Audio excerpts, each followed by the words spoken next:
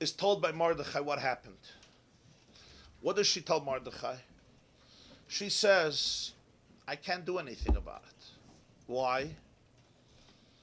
You can't go into my husband's palace, to his chamber, without permission.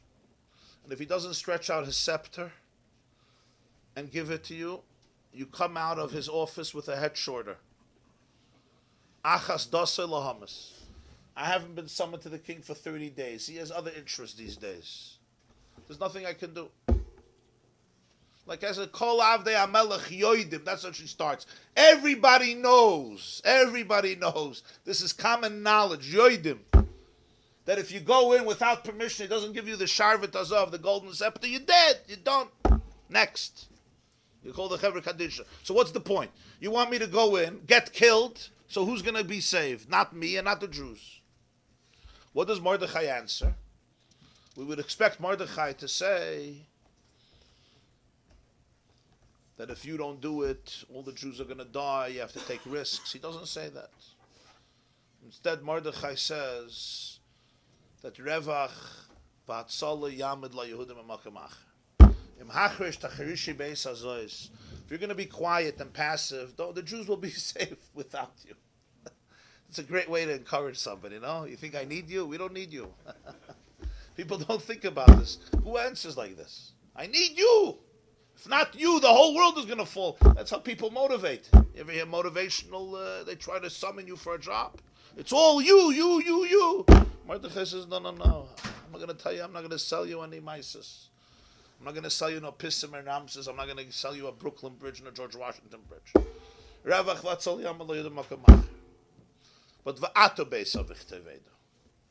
you're going to lose the opportunity.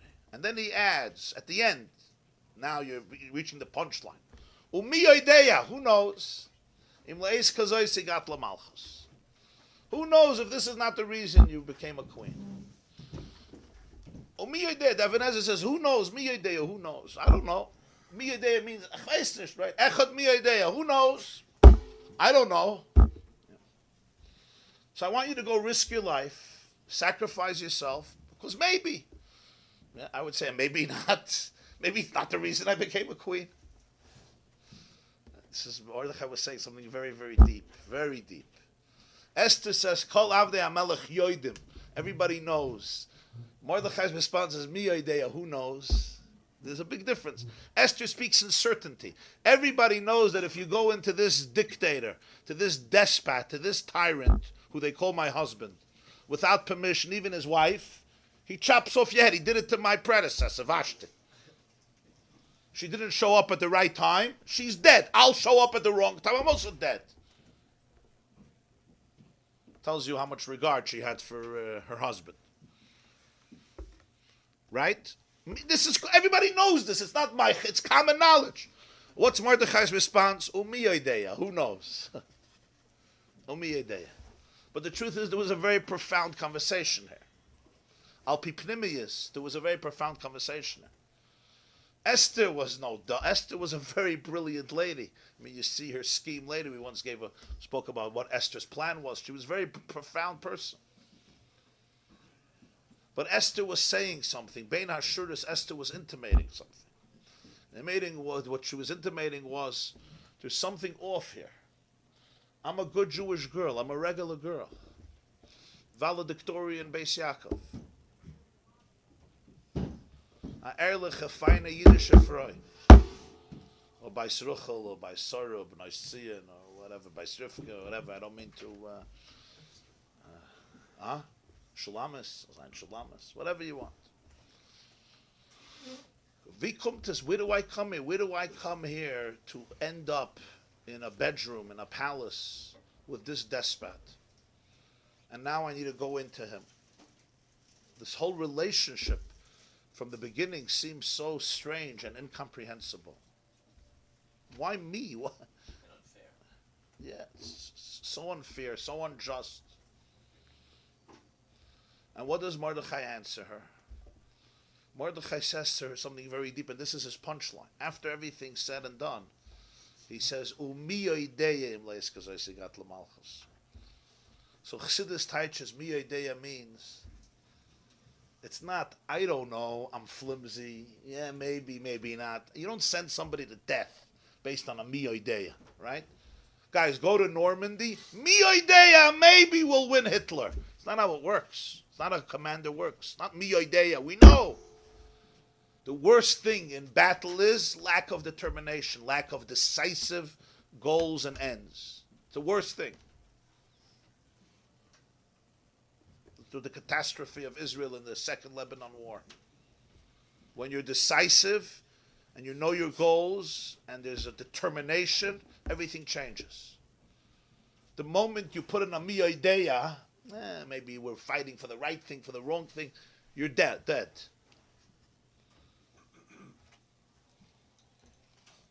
That was the special advantage of Churchill in the Second World War. He gave Europe a decisive goal. Like, we're going to fight on the beaches, and we're going to fight in the air, and we're going to fight in the water, and we're going to fight on land. We will never surrender. What did it do? It gave Europe the courage to fight the most evil man in the history of humanity, Adolf Hitler. The worst thing you can do to a people or a nation is indecisiveness. And the same is true with your own Yetzer Hara also. The worst thing is indecisiveness. Indecisiveness means I'm not sure. If I'm not sure, then somebody else is going to win. What Mordechai was telling Esther is not I'm not sure. Mi idea. There are some things in life that are higher than das. Mi idea, who knows? It did not come into the world of das. Your mission in this world is not something that I can explain rationally, based on your yichus, your genetics, your parents, your brothers, your sisters, your nature, your nurture, your mahalach, your chalois, your personality, your character, that Esther Hamalka deserves to be the first lady of the Persian Empire. Like, when you were 6 years old, we always knew you're marrying the king. You know when they tell that to you? When you were 6, right, we knew you're going to be the president of the United States, or at least the vice president. It's not how life works. And all the biographies of Gedolim, already at the age of 4, he knew Tanakh and Mishnayos Baal Peh. At the age of 8, he already finished Yerushalmi. At the age of 12, he knew everything there is to know. There are individuals like that. But somehow it's generic, right? Generic. You can always know the first few chapters of the biography without even reading it.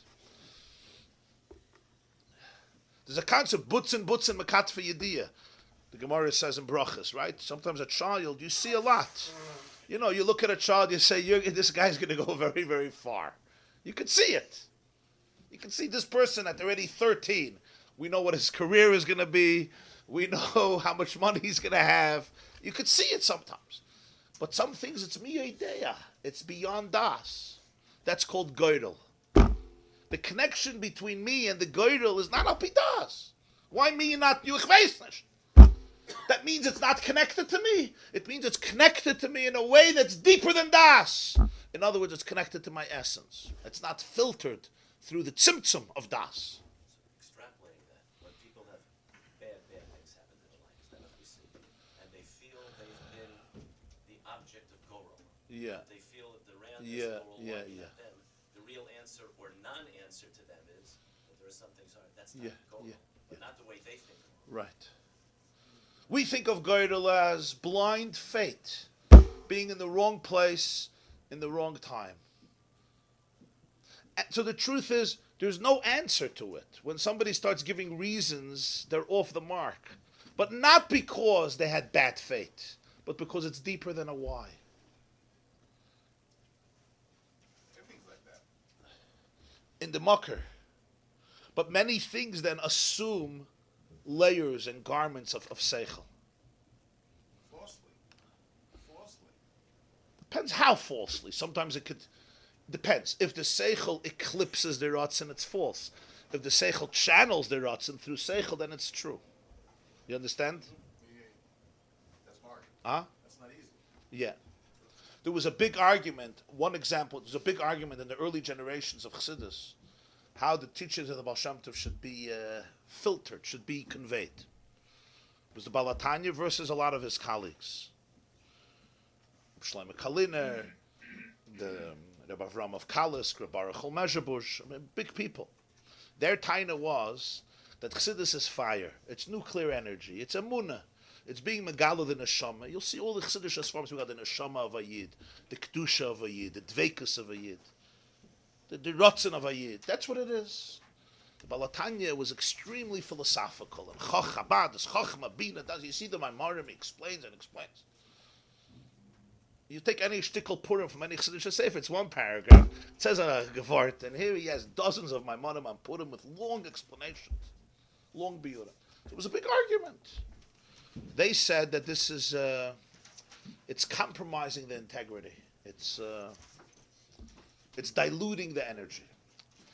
Balatanya's taina was, it's true that the nekuda of dveikus is rotzen pashut. The point of seichel, of chachma bin adas, is to become a channel that doesn't obstruct the rotzen, but channels it.